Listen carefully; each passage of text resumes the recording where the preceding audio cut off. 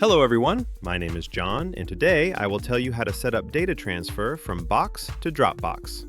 This is necessary to automatically transfer and receive data about new or updated files and folders from your Box account. For example, you can automatically transfer the files themselves or links to them to CRM, Dropbox, etc.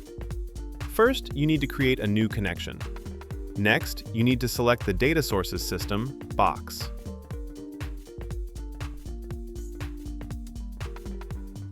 Now you need to specify the Get Files New action. At this stage, you need to connect your Box account to the ApiX-Drive system.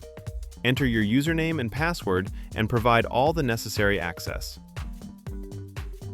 When the connected account appears in the list, select it and click Continue.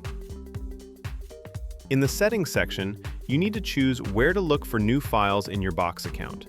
In the drop-down list, select a folder. In my case, it is the root folder. At this stage, you can configure a data filter. In this case, this is not necessary, so just click Continue. Now you see the test data that will be transferred to Dropbox. If everything suits you, click Continue. At this point, the data source configuration is successfully completed. Now you need to go to the data destination configuration. We select Dropbox as the data destination system. Now you need to specify the action, Upload File. At this stage, you need to connect the Dropbox account to the ApiX-Drive system. Enter your login and password and provide all the necessary access. After the connected account is displayed in the list, click Continue. Now you need to assign a variable. To do this, click in the desired field and select it from the list. Please note that you can not only use variables, but also write values manually.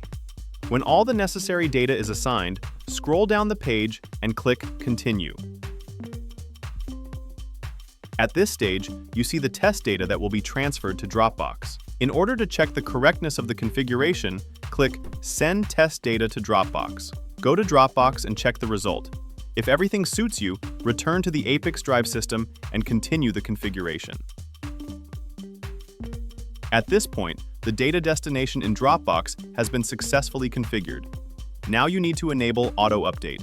Select the connection activation interval, for example, once every 5 minutes. That's all. I wish you successful integration settings and good luck.